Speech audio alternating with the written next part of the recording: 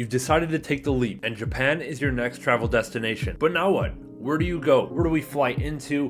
What kind of day trips can we take? How long of a trip should I plan to get everywhere that I want to go visit? I'm going to go through my 5 itineraries that I would recommend for beginner travelers to Japan. And I think you can use any of these to pick from based on your travel time, based on what you really want to see and prioritize on your trip, and based on some other parameters that I think are going to fit in to be able to pick the best itinerary for you. We're going to do this all analog with paper and marker, just so I can better talk you through it. I feel like I can do it a little bit better using paper rather than the screen. So I'm going to go through 5 itineraries. I've done 4 of these myself, okay? And then the 5th one is the one I want to do next. So hopefully I can actually give you some good advice based on my experience. And we're going to go through some options that you can do for your first trip over to Japan, all right? So the first itinerary we're going to go through is going to be called the Tokyo-Centered itinerary. This one is, as it sounds, you're going to fly into Tokyo, you're going to do some day trips, you're going to leave from Tokyo. Okay, and this is the itinerary that I would probably do if you have the shortest amount of time. I would say if you have a week or less, you're pretty locked into this one or the Osaka-Centered itinerary that we're going to do, or that I'm going to cover in a couple maps here. But I think this one is your very basic, like, I want to go to Japan, I want to go to Tokyo, I want to see a couple things that are not Tokyo. This is going to be the one for you. So that's why we're starting with this one. I've done this one myself, and I want to talk through a couple of the options for day trips that we can do when flying in. Now, one of the main things I want to stress when you're planning your trip, okay? First of all, don't plan to overcrowd your trip with day trips, all right? Because honestly, the cities Tokyo and Osaka, which is probably what you're flying into, are so huge that they're going to take up probably most of your planned time, okay? Unless we're talking you're going for a month, fantastic. But if you're going for a week or 2 weeks even, Tokyo and Osaka are probably going to be your biggest, sources of time spent. Okay, another thing is that when you arrive to Japan, assuming you're coming from the United States or even from Europe, you are going to be so jet lagged your first day there, and then even the next day after you get some sleep, you're going to be all out of whack. Okay, so I would highly recommend not scheduling any day trips in your first 2 days there. All right, so all of these itineraries are going to reflect that, and we're going to go based on that assumption that we're going to go at least a week, and I'm going to talk about what kind of time requirements are going to be needed for each of these trips. Okay, so for our Tokyo-centered trip, we're obviously going to start in Tokyo. You're going to fly into Tokyo for this one, okay? And then what we're going to do, you're going to have 2 days in Tokyo. Like I said, you're going to have to get acclimated to the time change. You're going to have to kind of take in the scene. It's going to be a complete culture shock if this is your first time in Japan. But yeah, you're going to spend 2 days in Tokyo. And then on the 3rd day, I think you can take your first day trip. Now we have a few day trips here that I have lined up, but I'm going to go with the first one as Mount Fuji, okay? And Mount Fuji is right here. What you're basically going to do is take a train from Tokyo, and it's going to go up to Fuji. You can do this by train or by bus. And then depending on what view of Fuji you want to see, we're either going to take a train or bus to the north part of Fuji, like right here, or we're going to come down to the south part of Fuji here, which is Fuji City, or you can come all the way to Shizuoka even, and you can kind of see Fuji, but I think that if you're trying to see the mountain itself, you're going to want to stick to either the northern parts or to the southern parts if you want to keep into the larger city vibe, but still see the mountain. I think you can come down below. Another thing to note, I know I'm kind of getting off track already, but if you want to go see Fuji, you might want to give it a day or two to figure out what the weather is going to be like, right? So you don't want to book your trip to Fuji and then you're going to show up to Japan and it turns out it's going to be rainy that day. I like to keep Fuji kind of flexible so that I can plan it right when I get there, plan it the day before, buy my tickets the day before when I know the weather is going to be good. So I like to leave my Fuji day trip a little bit flexible, but for example, in our first 2 days in Tokyo, we can monitor the weather. We can then plan our Fuji trip for day 3. This is going to be a day trip. You're going to go probably in the morning. You're going to come back in the evening, get some dinner in Tokyo, and be good to go. And then we can have another day in Tokyo. That's kind of what my 4th day is on this example itinerary. And then the next day we can go ahead and do another day trip. Now, this day trip is going to depend on how long your trip is. So my first option is Nikko, which is a town up here. It's going to be quite a long train ride, but we're going to come all the way up to Nikko, and this is going to be a little bit more nature. Okay, it's going to be a little bit more nature. You're going to see some historical stuff, shrine to Tokugawa Ieyasu, I believe, and it's like kind of some history and nature all in one. The other option is Nagano, which is all the way up here. So that one's going to be a train that comes all the way over here. And Nagano, I wouldn't necessarily do if you only have a week. Like this Tokyo-centered itinerary is for the minimum time. It's for like 7 days in Japan, which is probably what you're going to do if you're doing like some minimum trip length. But Nagano is so far away that I feel like you're going to want to commit 2 days there, right? So I would recommend, if you want to go to Nagano, this is where they have the snow monkeys. There's a lot of hikes. But yeah, if you only have 1 day, like if you're trying to go to a city and come back, Nagano is going to be a little bit tight. It's going to be a little bit far away. It's going to be probably a 2 or 3 hour journey up there, and then a 2 or 3 hour journey back. So that's a lot of your day gone. So what I would recommend, if you want to go to Nagano, is commit 2 days to that, right? I would take the train up there, book accommodations overnight, come back the next day, and you're going to be good to go. But like I said, instead of Nagano, if you have a shorter trip or if you only want to commit 1 day, I would go to Nikko, which has the shrine to Tokugawa Ieyasu, and you're going to still get the nature, you're going to still get a smaller town, and you're going to still kind of get a little bit broader of an experience beyond just the city aspect of Tokyo. And then for day 6, we're going to look at Kawagoe, which is a small town just right here. It's only about 45 minutes from Tokyo. And Kawagoe is going to be you're going to be able to see what Tokyo looked like 500 years ago, right? You're going to see the Edo style period Tokyo buildings, be able to see shops, shrines, kind of like a souvenir-y area, to be honest with you. But there's a lot of like shrines, like legit shrines, and really great places to see for history as well in Kawagoe. So it's just a 45-minute train from the Ikebukuro train station in Tokyo. And yeah, it's really nice for a quicker day trip, or if you even want to do a half-day trip there, you can make that happen. Okay, so Kawagoe would be the last day trip you can do. And then for the rest of the example itinerary, I would just finish off your 2 days in Tokyo, one of which is going to be your departure day. Okay, now I listed what, 1, 2, 3, 4 options for day trips. There are so many more. You can go to Kamakura, you can go to Yokohama, you can go to Shizuoka, you can go to a lot of different places. You can kind of mix and match your itinerary, but the advantage of the Tokyo-centered itinerary is that you can kind of build it yourself, and it's still simple, okay? You can pick however many day trips you want to do. You just pick which trips you want to do, and then you just chuck them into your schedule, and you're ready to go. And you don't really have to worry about it. What I would do is just book one accommodation in Tokyo, 7 days, or whatever the length of your trip is. Do it, go to your day trips, come back, you're sleeping in the same place. You don't have to move your stuff around. It's very simple, it's very basic, and that's why the Tokyo-centered itinerary is one of the best for beginners.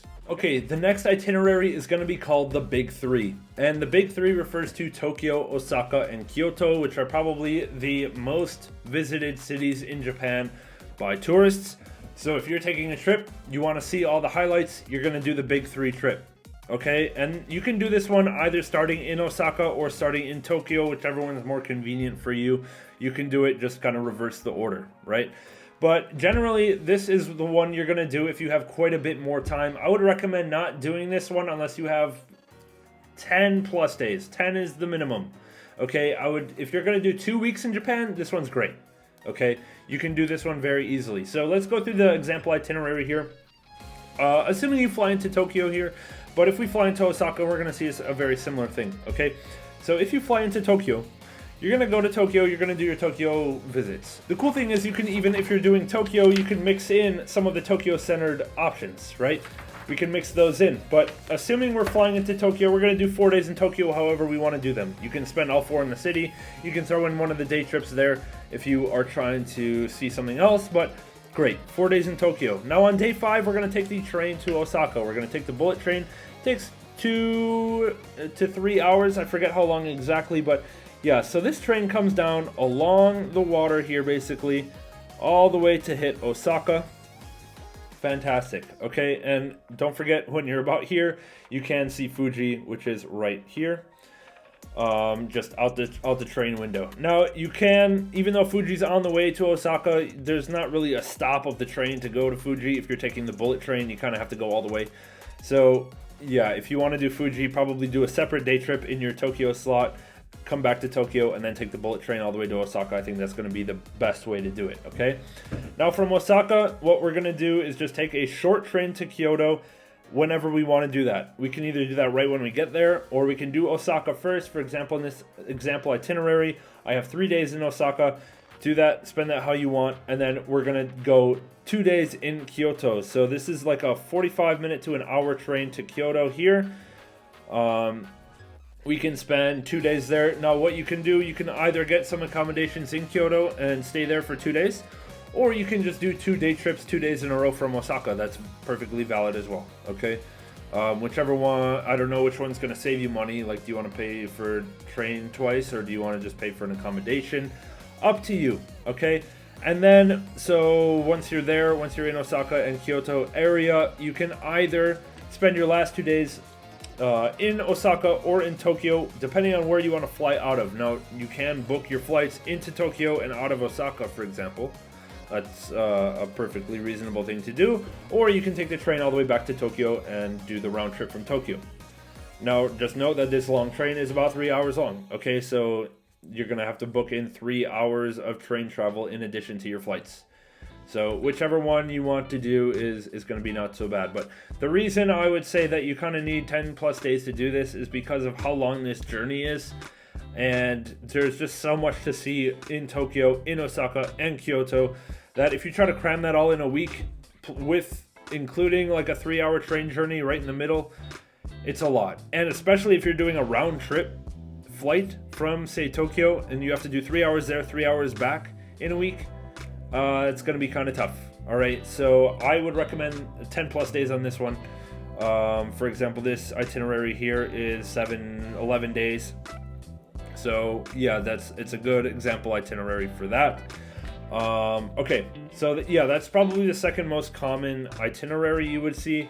Let's move on to itinerary number 3. The third itinerary I want to cover is the Osaka-Centered itinerary. Just like the Tokyo-Centered itinerary, it's going to look like you flying into Osaka.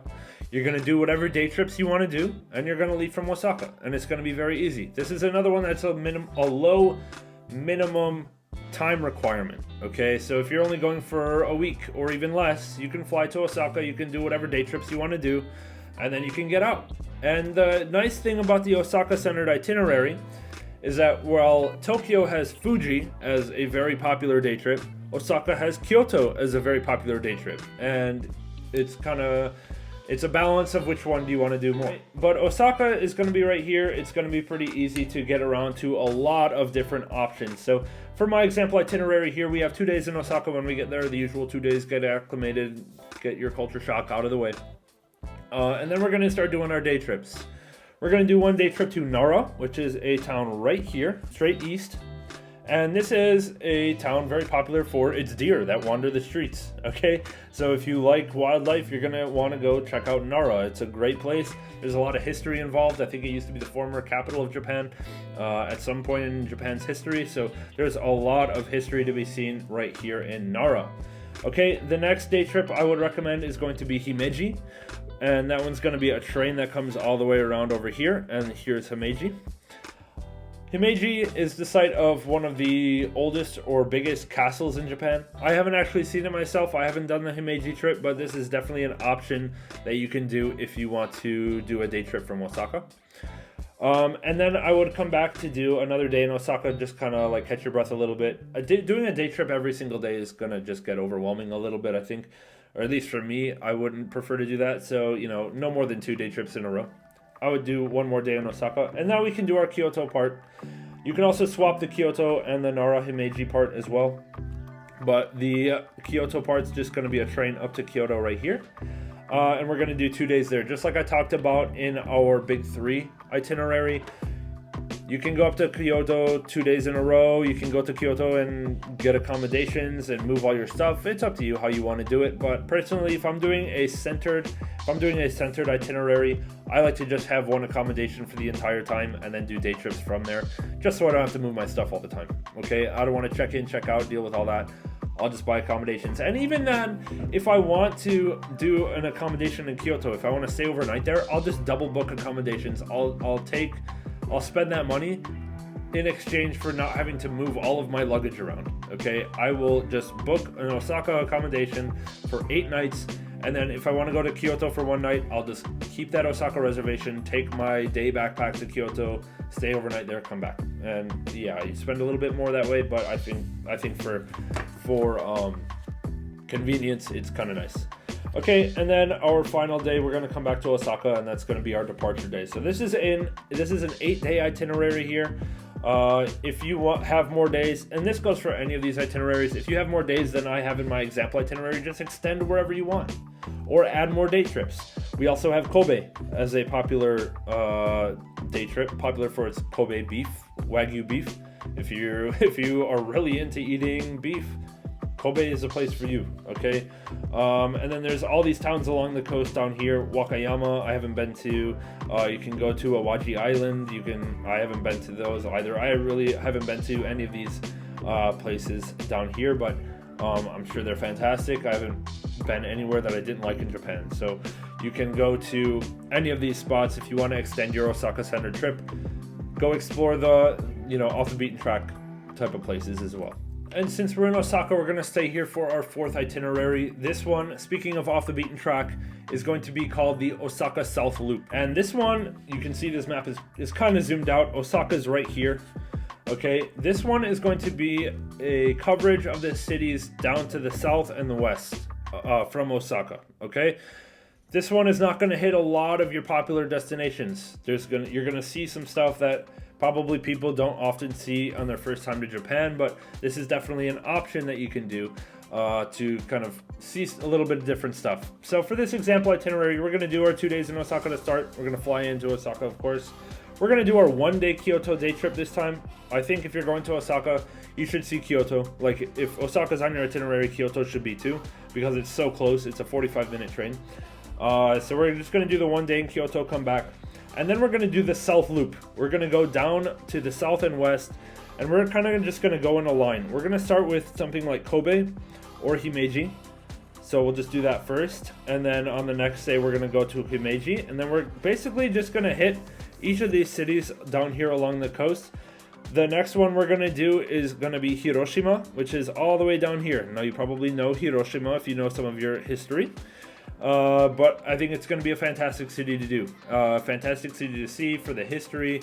It's modernized. Obviously, it was rebuilt in the last century. So there's a lot of cool history and modernization to check out in Hiroshima. So we're basically going to take this line along the coast. Now, if you don't like some of these locations on the way that I picked, like Kobe and Himeji, you can stop wherever you want. Go to Okayama, okay, if you want to. It's a little bit larger of a city. You can stop anywhere here and come across to the island if you want to. Like, it's kind of like build your own trip when it comes to the Osaka South Loop, okay? So we're going to come down, do 1 city per day, and then end up in Hiroshima and spend, I would say, 2 days in Hiroshima, because I think it's one of the bigger cities to see. And then whenever you're done, depending on the length of your trip, we're just going to make our way back, okay? We're just going to come back along the same path and end up in Osaka. All right, so that's going to be what I'm going to call the Osaka South Loop, even though it's kind of like the Osaka South line. You just do it twice, but yeah, do mix and match whichever cities you want to do. But this was kind of an interesting one because we're seeing a lot of stuff that you probably normally wouldn't see. We're getting farther away from Osaka and Tokyo, and a lot of people don't do that on their first trips, but it's definitely going to offer a little bit of what's familiar with Osaka and Kyoto, but it's also going to offer some stuff that are a little bit off the beaten path. And now for our final itinerary of the 5 for starter itineraries on your first trip to Japan, we're going to do this one called the Tokyo North Loop. Now, you can figure it out, right? Osaka South Loop, we did everything south and west of Osaka that you probably normally wouldn't see. Now for Tokyo North Loop, we're going to do everything north and east of Tokyo that you probably normally wouldn't see on your first trip to Japan. This one's going to start really easy. Come into Tokyo, spend your 3 days however you want. okay?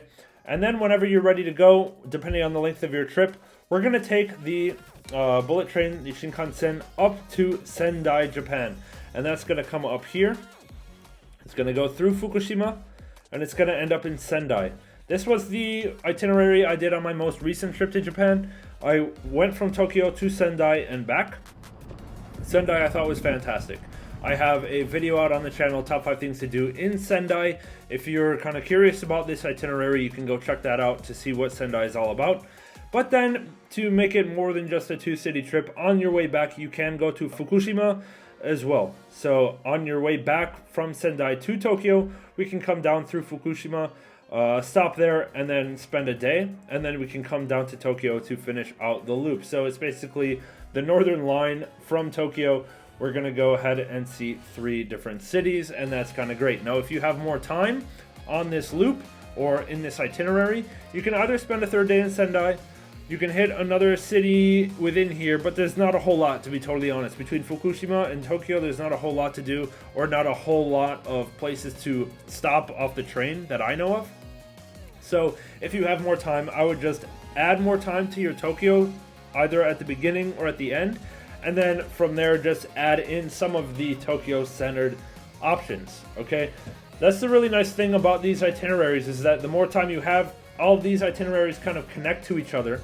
So you can just mix and match whatever pieces of each itinerary that you like. For this Tokyo North Loop, I would recommend a minimum trip length of 8 days. That's because this train up to Sendai is 2 hours. It's not too bad. Like, you could do this in fewer than 8 days. But Sendai's kind of big. There's a lot of stuff to do over there. I would recommend spending 2 to 3 days there. So if you want to see most of Tokyo and all the highlights of Tokyo, and also see the highlights of Sendai, I would recommend at least 8 days. Plus, like, just to not wear yourself out. It's nice to have that little bit of extra time. So that's going to wrap up my 5 itineraries for your first or second or third trip to Japan. If you've been there a few times and you want to do a different itinerary, you can check these out. Let me know what you guys think in the comment section down below, and please ask questions.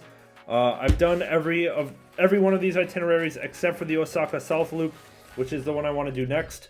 So yeah, if you have any particular questions, and if you want to see more videos about like what to do while you're in Sendai, what to do when you're in Osaka, what to do when you're in Tokyo. I only said, for example, like spend 2 days in Osaka, but I didn't tell you what to do in Osaka. So if you want to see videos like that, please let me know. I'll be happy to make those if I get a little bit of support or like, you know, requests for those.